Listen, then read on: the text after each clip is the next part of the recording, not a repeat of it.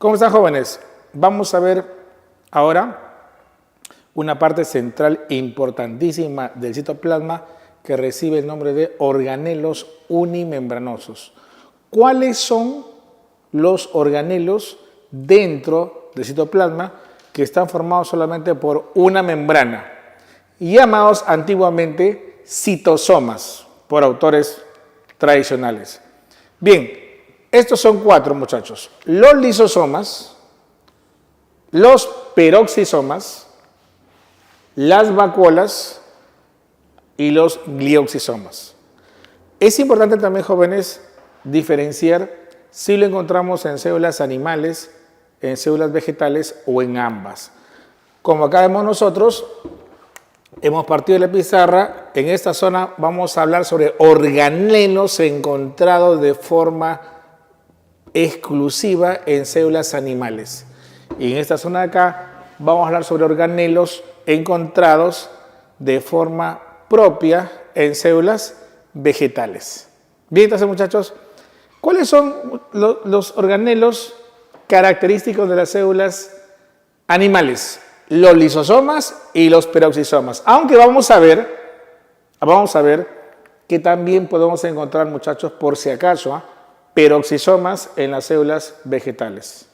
E inclusive, de forma excepcional, podemos encontrar lisosomas pequeños en algunas células durante la germinación, células vegetales. O sea, no hay una regla establecida en sí. Pero si queremos hablar sobre generalidades, lisosomas y peroxisomas se asocian más a células animales. Hablemos sobre los lisosomas. Lisosomas. ¿Dónde se forman para empezar?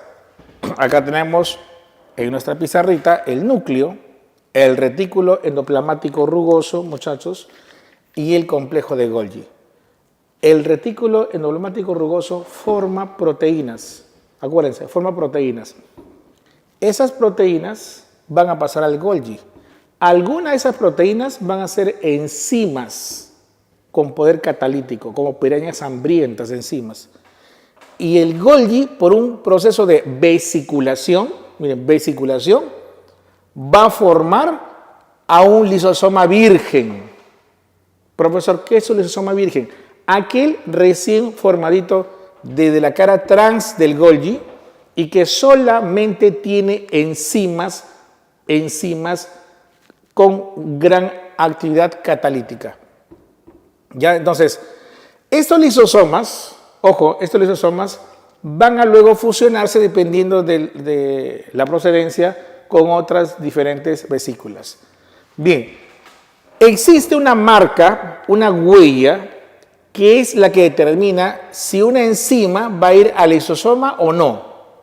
Esa marca, muchachos, que recibe la proteína, la enzima en sí, es la manosa 6-fosfato. ¿Cómo así, profesor? No entiendo. O sea, aquella proteína fabricada en el retículo endoplasmático rugoso que pasa al Golgi, aquella que tiene la marca manosa 6-fosfato, va al lisosoma. La que no tiene la marca manosa 6-fosfato se va a otro lugar. Bien, inclusive hay otras marcas para ir a diferentes organelos. Ya, perfecto. Muchachos, el lisosoma posee enzimas muy poderosas que se llaman hidrolasas ácidas o también llamadas enzimas hidrolíticas. Profesor, ¿por qué se llaman hidrolíticas? Porque, muchachos, rompen enlaces usando el agua. Estas enzimas, ojo, estas enzimas se activan a pH ácido. ¿Por qué? Porque ese es su pH de mayor actividad fisiológica. Y ese pH ácido que logra el lisosoma, debo recordar lo siguiente, se logra, muchachos, gracias a una bomba de protones. El lisosoma, por si no lo sabían, posee en su membrana, mira acá está, en su membrana, una bomba que hace que los protones ubicados en el citosol, en contra de su gradiente de concentración, se metan y se acumulen 100 veces más en concentración que en el citosol. El pH del citosol es ligeramente alcalino, 7.4, 7.5. Muchachos, el pH en el interior del lisosoma es un pH ácido, 4.8. Algunos redondean a 5. Recuerden, jóvenes, que un pH, ¿qué es el pH, profesor? Es una escala que mide el grado de acidez o de alcalinidad de una solución. Un pH por debajo de 7 es ácido. ¿Ya? Es ácido. Miren, jóvenes, 4.8. Y este pH, no se olviden, se logra gracias al bombeo por transporte activo consumiendo ATP de protones o hidrogeniones desde el citosol. Esos son los lisosomas. Vamos a ver ahora las funciones. ¿Qué funciones, profesor, cumple el lisosoma dentro de la célula? Muchachos, el lisosoma equivale, es como si fuera nuestro estómago. Inclusive por eso tiene un pH ácido como nuestro estómago. Es justamente el organelo que se va a encargar, muchachos, de la digestión dentro de la célula. Si hablamos de digestión, ¿quién hace digestión? En la célula, el lisosoma. Pero, ¿qué es digestión? Digestión es convertir una molécula grande en moléculas pequeñas por rotura de sus enlaces. Y eso hace el lisosoma. No sucede la digestión, por ejemplo, en la mitocondria. No sucede la digestión en otro lugar. El lisosoma es el organelo clave. Bueno, la digestión celular, función principal del lisosoma, puede estudiarse de dos ópticas. Primero, desde el punto de vista del lugar donde ocurra. Muchachos, si la digestión sucede dentro de la célula, eso se llama digestión intracelular. Y si la digestión sucede fuera de la célula, por ejemplo, hay lisosomas que expulsan sus enzimas y la digestión se da afuera. Sucede, por ejemplo, cuando el espermatozoide fecunda el óvulo o cuando el osteoclasto, la célula del hueso osteoclasto, libera enzimas para la resorción ósea. Eso se llama, muchachos, digestión extracelular. Bien, también la digestión celular se puede estudiar o se puede clasificar por el origen del sustrato. Profesor, ¿quién es el sustrato? Muchachos, el sustrato es el alimento que va a ser digerido. Y acá, que es la parte que más se habla, hablamos de dos tipos de digestión, la heterodigestión y la autodigestión, que ahora vamos a ver a continuación. Bien, entonces regresemos acá. Se formó, dijimos, por el Golgi el lisosoma primario, ¿estamos o no? Miren, hay dos formas de digestión, dijimos. ¿Qué pasa, por ejemplo, si esta célula decide alimentarse, decide fagocitar, ojo, a un cuerpo extraño, un cuerpo que viene de afuera, una bacteria puede ser, por ejemplo, una gota de grasa y proteínas? Miren, muchachos, si algo viene de afuera, una bacteria, ¿ya? Miren, la bacteria por endocitosis es englobada y pasa a encerrarse en una vesícula. Esa vesícula, jóvenes, se llama el fagosoma. Repite conmigo, ¿cómo se llama? Fagosoma.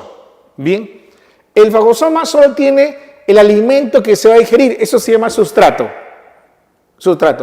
El lisosoma primario tiene solamente la enzima. Y entonces el lisosoma primario se va a unir con el fagosoma, miren, se van a unir y recién, muchachos, van a formar un lisosoma secundario. O sea, un lisosoma secundario es la unión de un primario más el fagosoma. Y como tú observas acá, algo interesantísimo, el lisosoma, miren, secundario tiene ya dos cosas. No solamente tiene al sustrato, ¿ves acá o no? Sino también tiene a las enzimas. Entonces, si te preguntan eso, ¿no? ¿Qué contiene el lisosoma secundario? Sustrato y además a las enzimas. Ahora bien, ese lisosoma secundario, si viene o si va a digerir algo que viene desde afuera, hetero significa algo diferente a ti, de otro lado. Entonces, muchachos, se llama heterofagosoma, ¿ya? Este es un heterofagosoma y esta digestión que estamos viendo, muchachos, se llama digestión heterofágica. Repite conmigo, digestión heterofágica. Pero hay otro caso también. Los organelos, como todo en la vida, tienden a envejecer.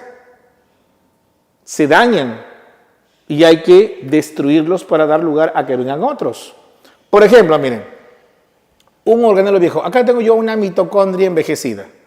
Esta mitocondria ya cumplió su ciclo de vida y tiene que ser destruida. Entonces, no siempre el lisosoma va a degradar con sus enzimas algo que viene de afuera. A veces degrada algo que viene de su propia célula, de adentro mismo. Pero tiene que ser un organelo dañado o envejecido. Mira, atención acá. Este organelo viene encerrado en una vesícula. ¿Ves o no? Encerrado en una vesícula. Pero no fue encerrado por un proceso de endocitosis. No. Sino que, muchachos, esta vesícula, la membrana que rodea el organelo que envuelve, proviene del retículo endoplasmático liso. El liso participa envolviendo, ojo, al organelo envejecido. Este se une al lisosoma primario y se forma otro lisosoma secundario. Como tú ves acá nuevamente, y aclaro mejor, este lisosoma secundario tiene dos cosas también, por algo se llama secundario. Tiene sustrato, que es el organelo envejecido, y tiene también a las enzimas poderosas, enzimas hidrolíticas. Profesor, dígame una cosa, ¿también se llama lisosoma secundario? Muchachos, también se llama lisosoma secundario. Hay dos tipos de lisosoma secundario, pero en este caso se llama autofagosoma, ya no hetero. Auto porque tú estás alimentando desde tu propio organelo. Autofagosoma. Y este fenómeno se llama, muchachos, digestión autofágica. Por eso que vemos nosotros, hay dos tipos de lisosomas secundarios que tienen enzimas y sustratos. Y eso es lo que dice acá, miren, hay dos tipos de digestión. La digestión heterofágica, cuando el sustrato viene por endocitosis, y la digestión autofágica, cuando el sustrato es un organelo envejecido que es rodeado, no se olviden, por el retículo endoplasmático liso. Si te preguntan de repente, ¿no? Te preguntan, ¿el retículo endoplasmático liso participa en qué tipo de digestión? Digestión autofágica. Bien, esa es la función clásica del lisosoma. Sin embargo, hay casos especiales donde el lisosoma hace otras funciones. Por ejemplo, en un tejido muerto, en una inflamación, hay células, muchachos, que están infectadas por bacterias, por virus, células que se dan cuenta que si siguen sobreviviendo es una carga para el tejido. Esas células van a consumir energía que de repente se necesita para otras células o para otro fenómeno.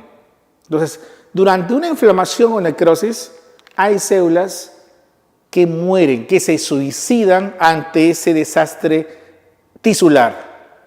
Y ese suicidio, ojo, ese, entre comillas, suicidio celular, se denomina autólisis. Auto, asimismo, lisis, destrucción. El lisosoma se destruye. Así, ustedes han visto cuando hay esos hombres bomba, ¿no?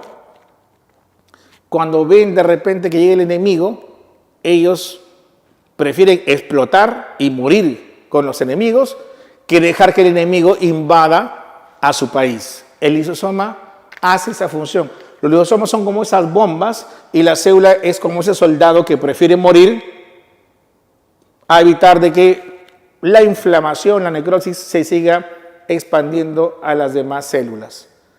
Bien, miren, muchachos, estos lisosomas son unas bolsas muy peligrosas, por eso también se les llama bolsas suicidas, que cuando se rompen sus membranas, se liberan esas enzimas poderosas y ríticas. ¿Cuáles son, profesor? Que degradan carbohidratos, las glucosidasas, que degradan lípidos, las lipasas, que degradan proteínas, las proteasas, que degradan ácido nucleico, las nucleasas. En estos casos, cuando se rompe el lisosoma y esas enzimas empiezan a destruir todo lo que se encuentre por el camino, citoesqueleto, enzimas de la glucólisis, enzimas de tal, algunos autores le llaman a estas enzimas, en estos casos puntuales, autolisinas. Bien, autolisinas. En este caso, muchachos, los lisosomas empiezan a destruir y la célula empieza a morir lentamente desde adentro, ¿ya? Por estallido de los lisosomas, eso se llama la autólisis. ¿Qué otra función más, profesor, tienen los lisosomas? La formación de los cuerpos residuales. Profesor, ¿cómo se le llama también a los cuerpos residuales? Muchachos, también se le llama los viene de fin o finales, telolisosomas. A ver, ¿cómo es esto? Mire, existe material que a veces pasa a los lisosomas y ese material, mis estimados, no se puede digerir, es resistente a la digestión. Por ejemplo, te haces un tatuaje, un pigmento ingresa a la célula de tu piel. Este es un pigmento, supongamos, ¿ya? Un pigmento.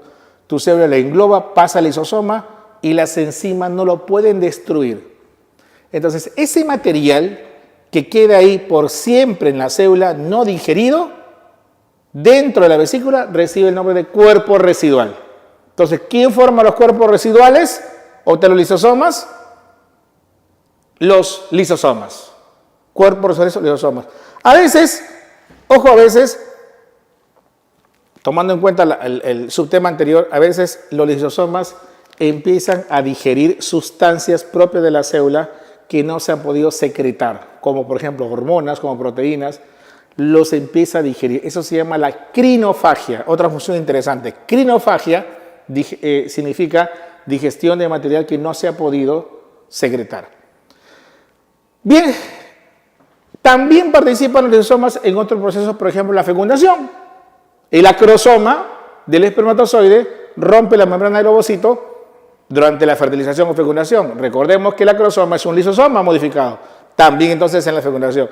Y también, muchachos, los lisosomas pueden participar en la síntesis, aunque no lo crean, de hormonas tiroideas. ¿Cómo así, profesor? Lo que pasa, muchachos, es que las hormonas tiroideas se acumulan en el coloide dentro del folículo y están unidas a tiroglobulina, que es una proteína de almacén, y es la célula del coloide llamado tirocito el que fagocita coloide con hormonas tiroideas y los lisosomas empiezan a separar, a limpiar. Por acá la proteína, tiroglobulina, por acá la hormona. Y la hormona que va de la sangre. Y la proteína se recicla. Entonces participa, aunque no lo parezca, también, muchachos, en la síntesis de algunas hormonas como las hormonas tiroideas. Vamos a ver ahora, ya habiendo revisado esta parte interesantísima, a los peroxisomas. Peroxisomas, llamados antiguamente microcuerpos. Ya, microcuerpos. A ver, ¿de dónde se forman los peroxisomas? Los peroxisomas tienen un origen diferente a los lisosomas. Como se ve acá, se forman a partir del retículo endoplasmático rugoso, pero no del Golgi, pero de una región que no tiene ribosomas. ¿Ya? Esta región de acá, como tú estás observando, sí tiene ribosomas. Se forma de una región del rugoso que carece de ribosomas. Ahí está nuestro amigo el peroxisoma. Bien, miren, se cree que el peroxisoma sería un vestigio de un organelo que se encargaría del metabolismo energético años atrás, cuando todavía no existía la mitocondria. O sea, la mitocondria es un organelo relativamente reciente comparado con otros. Vino a reemplazar por su eficacia al peroxisoma, que fue unos como los antecesores a la mitocondria de la célula. Prueba de ello es que el peroxisoma, muchachos, también consume oxígeno, como la mitocondria. No produce ATP, pero consume oxígeno. Es el segundo gran consumidor de oxígeno molecular. Además que tiene en su membrana vestigios de citocromos, como tiene también la mitocondria. Van dos similitudes con la mitocondria. Además, muchachos, el peroxisoma, ¿ya? También, ojo, como la mitocondria, se puede duplicar, se puede dividir como si fuera una bacteria. Hay cosas interesantes detrás de este peroxisoma. Vamos a revisar las funciones, ¿ya? Las funciones. Miren, la principal función, la más conocida del peroxisoma, dijimos, es la utilización del oxígeno. ¿Dónde está el oxígeno? Acá.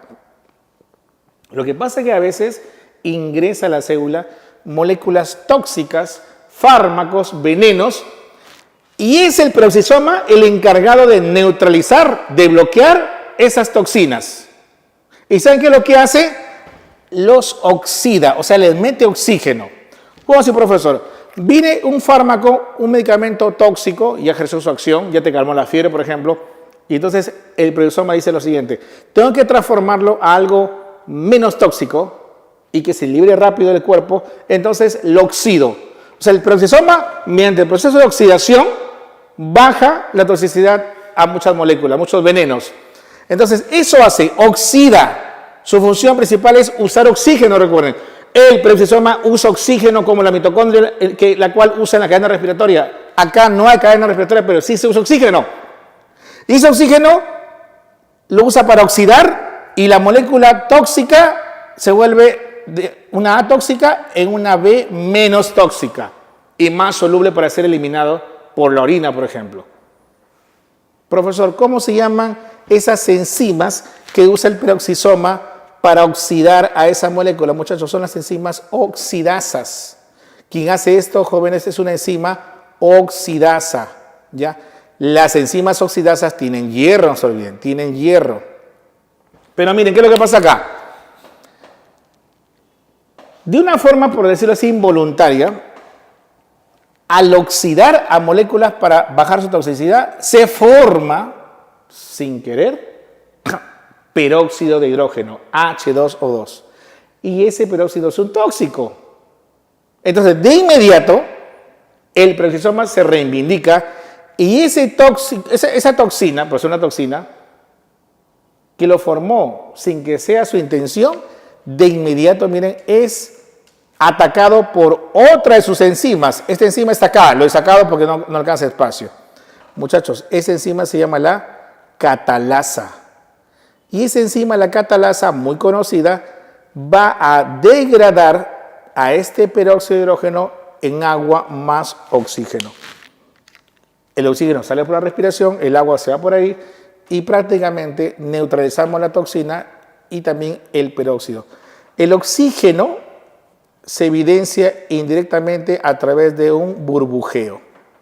Y como tú observas, entonces el peroxisoma, usando dos enzimas, una después de otra, neutraliza las toxinas. Por eso que son dos las principales enzimas que nunca debes olvidar. Oxidasas, que oxidan toxina liberando peróxido, dijimos, y las catalasas, que degradan el peróxido liberando agua y oxígeno.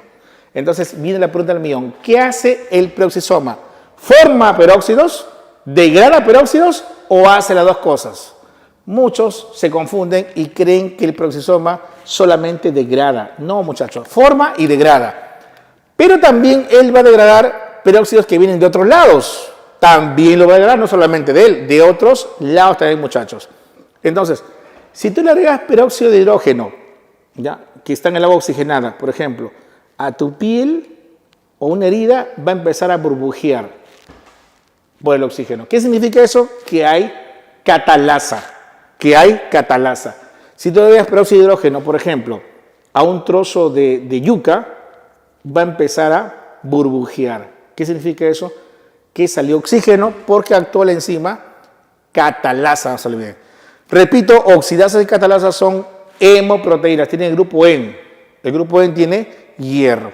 ¿Qué más, profesor? Miren, este peróxido también participa en el catabolismo de las purinas. Pregunta clásica. No anabolismo, sino acá solamente catabolismo de deniliguanina. A las pirimidinas no lo toca para nada, porque las pirimidinas se fabrican y se destruyen en el citosol. Acá en el peróxido solamente las purinas y es su catabolismo. Las purinas, cuando se degradan, se van hasta xantina o hipoxantina y estas últimas hasta ácido úrico. Pregunta del millón: ¿cuál es el producto final del catabolismo de las purinas? El ácido úrico. En algunos casos se va hasta la antoína, pero en nosotros, por ejemplo, en los animales, muchachos, se va hasta ácido úrico. Y profesor, ¿y cómo se llama la enzima que permite la obtención finalmente de ácido úrico? Muchachos, la famosa enzima xantina oxidasa, a veces otra oxidasa, como esta. Xantina oxidasa, que tiene molibdeno como cofactor. Ácido úrico. Cuando se acumula este ácido úrico en excesivas cantidades, sobre todo en articulaciones, aparece la famosa enfermedad llamada la gota. Articulaciones del pie, sobre todo ahí, ¿no? Muy dolorosa. El etanol, que es una toxina. El etanol, si ustedes recuerdan, se oxida hasta acetaldehído. Profesor, eso lo he escuchado. Sí, mi estimado, pero eso lo hemos visto en retículo endoplasmático liso. Pues acá también, en el proteasoma también el etanol se oxida hasta acetaldehído con el objetivo de aumentar su excreción y volverlo menos tóxico. ¿Ya? También sucede acá, muchachos, en el peroxisoma, pero un 40% nada más. La mayor cantidad de alcohol etílico se oxida en el retículo endoplasmático liso, no se olviden, muchachos, hasta acetaldehído. Ahora, si quieres saber cuál es la enzima que hace esta función, es una oxidasa. ¿Ya? Sinónimo, profesor, de oxidasa, deshidrogenasa. Bien, ¿qué más sucede acá en el peroxisoma? La beta-oxidación de los ácidos grasos. A ver, la beta-oxidación, que es el catabolismo de los ácidos grasos, donde se parte de 2 carbonos en 2 carbonos, sucede, muchachos, principalmente en la mitocondria. En la mitocondria. Acá en el peroxisoma se oxidan, ojo, se oxidan ácidos grasos no comunes. Ojo, no comunes por si acaso, ácidos grasos de cadena corta, ramificados, porque los ácidos grasos lineales, como el ácido palmítico, esteárico, araquídico, ellos van a la mitocondria. Acá vienen los ácidos grasos poco comunes. Y otra diferencia con la mitocondria es que la beta-oxidación en la mitocondria produce calor y ATP. Mientras que la beta-oxidación en el peroxisoma, como no hay partícula F, no hay cadena respiratoria, solo produce calor. El 100% de la beta-oxidación en el peroxisoma libera calor. Por eso que algunos autores sostienen que el peroxisoma tiene función, mucho cuidado acá, miren, función termogénica. Profesor, ¿qué significa termogénica? Que fabrica calor. Termogénica. 100% se va esa energía como calor. Acá también en el peroxisoma se van a fabricar algunos lípidos. Por ejemplo, el colesterol, como el retículo liso. Por ejemplo, los plasmalógenos, que son fosfolípidos que tienen enlace éter. No solamente éster, sino éter, plasmalógenos. El dolicol, que es un aminoalcohol, presente en el retículo liso, que es el que tiene un residuo de 14 azúcares que sirve de base para que se haga la N-glucosilación en el retículo endoplasmático liso. Bien, estas son las funciones básicas que todo amante de la biología de la célula debe conocer del retículo, del peroxisoma, perdón, y de los lisosomas. Ahora vamos a ver otro par de organelos unicelulares, sobre todo en células vegetales, que son las vacuolas y los glioxisomas. Las vacuolas, miren acá. La vacuola también, muchachos, como ustedes observan, por vesiculación, miren, por vesiculación, va a surgir desde la cara trans del complejo de Golgi. ¿Dónde se forma? En el Golgi. Su membrana recibe el nombre de tonoplasto. Profesor, ¿es cierto que la vacuola es el equivalente en los vegetales que el lisosoma animal? Mis estimados, déjenme decirles que la vacuola tiene una membrana especial porque posee también, ojo, también una bomba de protones como nuestro amigo lisosoma. También, membrana muy particular y se denomina tonoplasto. Y el conjunto de vacuolas forman el vacuoma. Ustedes saben que el sufijo oma significa masa, un vacuoma. Bien, vamos ahora con las funciones. Las funciones de la vacuola. Primero, la vacuola tiene funciones muy variadas, muy diversas dentro de la célula vegetal. Por ejemplo, puede almacenar nutrientes que la célula en ese momento no desea consumir. Almidón, aceites, La célula quiere guardarlo por el momento. Entonces es un gran almacén de nutrientes. Pero también almacena desechos. Por eso la vacuola se dice que se recoge todo dentro de la célula vegetal. Puede guardar desechos como caucho, taninos, resinas. Miren, que la célula guarda de tal forma que cuando se siente amenazada, alguien le hace un corte. Ustedes han visto que los árboles lagrimean, sale un caucho, una gotita como de goma. Ya, eso se libera de la vacuola porque eso tiene función protectora en la planta. Lo hace para protegerse. ¿Y dónde se guarda todo eso, profesor? En la vacuola. Ahí está. E inclusive, muchachos, a veces la vacuola guarda pigmentos. Profesor, pero estos pigmentos, que yo recuerde, lo guarda el cromoplasto. Cromoplasto, cierto, el cromoplasto. Guarda el pigmento verde, rojo y anaranjado y amarillo. Pero, muchachos, la vacuola guarda un pigmento diferente, que es el pigmento que le da el color morado al maíz, justamente, el maíz morado, o a los pétalos de la campanilla, que son medio violetas. Y ese pigmento, muchachos, grábense bien, se denomina antocianina. Antoflor, cian, azul. Hay flores de color azulados gracias a la antocianina. También, muchachos, es la vacuola la que almacena gran cantidad de agua.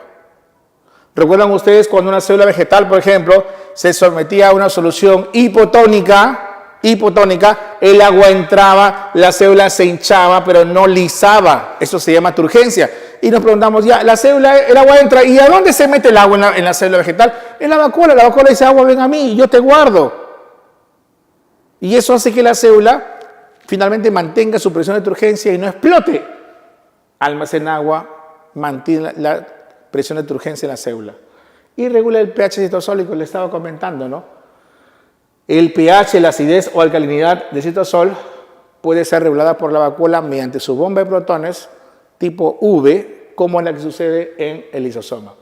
Miren, si bien es cierto, las vacuolas son organelos exclusivos de los vegetales, pero también se habla de casos especiales como por ejemplo los protozoarios que tienen, muchos de ellos, vacuolas, ya sea para la digestión o ya sea para expulsar el exceso de agua. Las amebas, los ciliados, muchos de ellos tienen una vacuola que les sirve para digerir su alimento, vacuola digestiva. Y los protozoos que viven en agua dulce tienen unas vacuolas que les permiten expulsar el exceso de agua para no morir hinchados y explotados. Esa se llama la vacuola pulsátil o vacuola de expulsión. Pero son vacuolas chiquitas. Son vacuolas chiquitas. Se les llamó vacuolas en esos organismos y ya para los eucariotas más avanzados como los animales se denomina lisosomas. ¿Bien? Esas vacuolas quedan ahí. Sin embargo, en las plantas es donde las vacuolas adoptan su máximo desarrollo y complejidad, que inclusive pueden participar en el alargamiento y crecimiento de las células y los tejidos. Puede crecer tanto la vacuola, muchachos, que logra ocupar en muchos casos, conforme la célula envejece, hasta el 90% del volumen celular. Así como en el adipocito, debe recordar célula adiposa, la gota de grasa ocupa casi el 100% de su volumen. En el vegetal es la vacuola la que puede ocupar casi todo el citoplasma. Esta va creciendo, grande y grande, y todos los demás organelos se van relegando a un lado. Y el glioxisoma. Para hablar del glioxisoma, primero debemos de especificar sobre el peroxisoma en vegetales, muchachos. ¿Las plantas tienen peroxisoma? Sí, en las hojas. Las plantas tienen dos tipos de peroxisomas, en las hojas y en las semillas. En las hojas se llaman simplemente peroxisomas y en las semillas se llaman glioxisomas. O sea, los glioxisomas son exclusivos de las vegetales y los peroxi en vegetales y animales. Estos peroxi, muchachos, se encargan de la fotorrespiración. Profesor, ¿qué es la fotorrespiración? Es como una fotosíntesis y una respiración. Hay momentos, jóvenes, en que en una planta el CO2 no puede entrar para hacer fotosíntesis y el oxígeno queda atrapado y no puede salir. Es en ese momento donde el oxígeno atrapado dentro de la célula vegetal, ese oxígeno es captado por la enzima Rubisco y al final va el producto que son ácidos de 3 carbonos, va hacia la mitocondria y luego se produce CO2. O sea, mejor dicho, en esta fotorrespiración se usa el oxígeno interno para formar CO2 que pueda servir para la fotosíntesis. Y profesor, háblame sobre el glioxisoma. Muchachos, participa en el metabolismo de los triglicéridos. Normalmente los triglicéridos se metabolizan en el citosol, pero en este caso puntual en las semillas se metaboliza en los peroxisomas. Profesor, ¿qué significa eso? Miren, normalmente las semillas guardan aceites, que son triglicéridos líquidos. Y llega el momento de la germinación. Y la germinación, tú como plantita quieres crecer rápido y necesitas energía, pero ya. Y tú sabes que los lípidos no te dan energía ya del momento, todavía a largo plazo. Y si esperas a largo plazo, ya mueres en la espera. Entonces la planta creó el glioxisoma y de forma inteligente, ¿qué hizo? Este triglicérido, mejor lo convierto en carbohidrato para que me dé energía ya del momento. Y esa conversión de triglicéridos a glúcidos para energía rápida recibe el nombre de ciclo de glioxilato. Y eso hace el glioxisoma. Ahora bien, como estamos fabricando glúcidos, ojo, glúcidos, a partir de compuestos que no son glúcidos, a este proceso, a esta vía del glioxilato también se le llama, muchachos, proceso de gluconeogénesis. Entonces, si te preguntan en qué organelo puede ocurrir la gluconeogénesis, casos especiales en los vegetales, en el glioxisoma. Entonces, muchachos, que sirva esto como punto de partida para seguir indagando más en los libros, profundizar y dominar estos organelos clave en toda célula eucariota.